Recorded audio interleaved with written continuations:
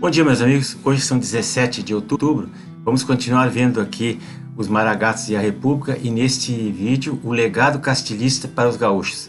Pergunte-se o que Júlio de Castilho deixou de legado para nós gaúchos com a sua ditadura positivista. Entre 1891 e 1895 aconteceram duas guerras civis no Brasil. A Revolução Federalista, que tinha como objetivo derrubar esse ditador aí, Júlio de Castilho, que era aqui do Rio Grande do Sul, e a Revolta da Armada, lá no Rio de Janeiro, que lutava contra a instituição republicana implantada à força com o golpe do lado de Deodoro e do Floriano, que derrubaram a monarquia e estavam tentando restaurar essa monarquia, ou então, no mínimo, transformar aquilo num governo parlamentarista ou coisa parecida. Então, em 7 de dezembro de 1893, o almirante Saldanha da Gama, esse bem da direita, que era um dos líderes da Revolta da Armada, ele defendeu no manifesto um plebiscito para escolher uma forma de governo entre monarquia e república. Mas isso aí não prosperou. Então, qual o legado castilhista para o povo gaúcho? Se pergunta. E o legado foi simplesmente 40 anos de autoritarismo, de ditadura, porque ele criou uma Constituição autoritária em 1991, durou até 1930, na era Vargas, e deixou uma ideia no povo, no inconsciente, de um partido único que não admitia opositores. Era uma tradição de truculência, de intolerância com aqueles que defendiam valores conservadores, ou diríamos de direita hoje, religião, família, liberdade, enfim.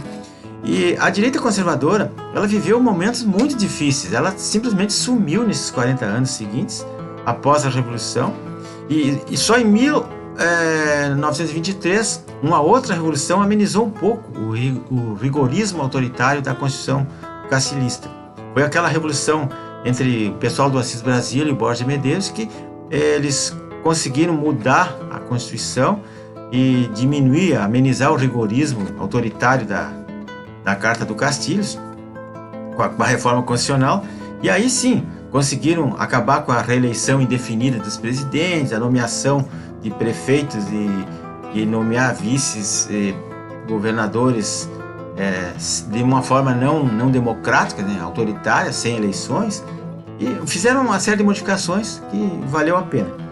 Então, essa Revolução Federalista, ela não era uma revolução de ressentidos ou pessoas que perderam a eleição e ficaram bravos, não. O problema é que a luta da oposição liberal foi, sobretudo, para poder viver, para poder respirar, porque eles não deixavam existir uma direita na época. Então, aqueles princípios democráticos foram inteiramente banidos da Constituição de 1981 pelo castilhismo. Então, havia um choque básico entre o parlamentarismo antigo, da era monárquica, e o presidencialismo, que virou uma ditadura. Então, o Júlio de Castilho, ele tinha os seus pau-mandados lá, os tiranetes que faziam o que ele mandava. Prendia, matava, degolava e expulsavam quem não era do partido dele. Por que essa Constituição do Castilho era antirrepublicana e ditatorial? Porque o Executivo, ele se unia ao Legislativo, o Executivo fazia as leis, o Legislativo só aprovava, e o Judiciário não existia. Como faz hoje o nosso governador Eduardo Leite. Ele governa sozinho, não escuta a Assembleia não existe, é tudo apoiadores dele, e o povo está sendo massacrado, e ninguém se dá conta disso. Ah, mas ele colocou em dia o salário dos servidores. Grande coisa, isso é o mínimo que podia fazer. O Estado, se fosse bem administrado, sobrava até dinheiro, mas não só. Então, hoje o Rio Grande do Sul, ele tem não há uma divisão ideológica aqui, só há esquerda, hegemonia de esquerda. Os defensores do establishment, né, são os radicais de esquerda. Como na época do Castilho, que os maragatos eram à direita, né, os conservadores, e os republicanos eram os progressistas de hoje. Em outros, não comparando os progressistas de hoje. E quem defendia os direitos democráticos, os direitos humanos, era a oposição, que eram os maragatos. E na época, era impossível a gente falar em esquerda e direita, porque, claro, naquela época não existia isso. Esses conceitos de esquerda e direita só surgiram no mundo depois da Segunda Guerra Mundial, com a Guerra Fria, aí surgiu esses conceitos. A liberdade de imprensa, no tempo do seu Júlio de Castilhos, só existia do lado dele. Quem era à esquerda do outro lado, ele mandava empastelar. A verdade era dele. Então, vejam hoje a situação, a composição da nossa Assembleia Legislativa aqui no Sul. Onde estão os deputados de direita, os conservadores? Não tem. Onde estão os conservadores? Foram excluídos. Então a esquerda é isso aí, pessoal. A esquerda, ela prega ética, moralidade, honestidade, chama os outros de corrupto, de fascista, de genocídio, não sei o quê. Mas onde está a honestidade? Onde é que está a transparência do lado deles? O que eles fazem pelo povo? Eu não vejo nada disso. Coloque nos comentários se você sabe de alguma novidade dessa. Esses dossiês que a CPI lá do Covid está fazendo, seu Renan Calheiros, eles não estão vazando. Eles foram feitos para vazar. Esses dossiês, eles são assassinatos de reputação do presidente, dos seus apoiadores, acusando os outros daquilo que eles são. Eles são fascistas, eles são negacionistas, porque eles negam o tratamento para as pessoas para vender seus... Não posso falar aqui, mas enfim, é isso aí que está acontecendo. Tudo se tornou proibido. Eles controlam, politizaram a saúde, politizaram a classe médica, silenciaram todo mundo e dominam tudo. E nós estamos quietinhos, calados, né?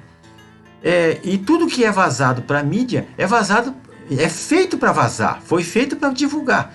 Só no aparelhamento das instituições gramscistas, isso que pode, é o que acontece, né? A corte inocentou os crimes de certos vagabundos aí, de certos ordinários que vão concorrer, né? Tiraram da cadeia e não deixam o presidente eleito governar e querem mais. Eles continuam assim. Então, meus amigos, eles querem impor agora uma coleira sanitária, estão aprovando absurdos lá na Câmara e no Senado, né? E se nós não sairmos às ruas, se a gente não se inscrever nos canais de direito, se a gente não comentar, não curtir, não compartilhar essas coisas, se nós não botarmos a boca no trombone, eles acabarão com o poder do próprio Ministério Público, estão amordaçando o Ministério Público para não fiscalizar, usarão a Polícia Federal, usarão os meios que eles têm para confiscar os bens, para prender as pessoas e processar, como fazia o Júlio de Castilho na época dele. Ele mandava os pau-mandados dele, lá, os pica-paus, a confiscarem os cavalos dos fazendeiros, e se o cara reclamasse, degolavam o cara, e pronto. Não adiantava se queixar para a ONU, para o bispo, até para o Papa, porque o Papa também é progressista. Então, hoje seria pior ainda. Naquela época não tinha para quem se queixar, e hoje muito menos ainda. Aí vão dizer, não, ele foi morto porque era negacionista, porque era fascista, porque era isso, porque era aquilo, e fica por isso mesmo. Pessoal, vamos abrir o olho. Por favor, se inscreva no meu canal, é muito importante. Vai lá, né, no YouTube, se inscreve ali, aperta o botãozinho vermelho, curte, compartilhe, comentários. Vou deixar aqui os livros da onde eu tiro essas ideias aqui, ó. Tá aqui, ó, O Homem que Inventou a Ditadura, né, do Décio Freitas, fala sobre o governo Júlio de Castilho, e isso aqui sobre a Revolução, né, do Ângelo Dourado, né, Os Voluntários do Martírio, é uma obra raríssima, escrita em português arcaico de 1891, mas é uma obra muito interessante, conta toda a história dessa Revolução e dos problemas que nós estamos vivendo hoje. Parece que eu estou lendo aquilo ali, parece que eu estou hoje, mas isso aí é uma coisa que está no inconsciente coletivo do povo gaúcho. Nós temos que lutar pela nossa independência ideológica aqui dos gaúchos. Nós somos uma população que merece respeito. Obrigado a todos.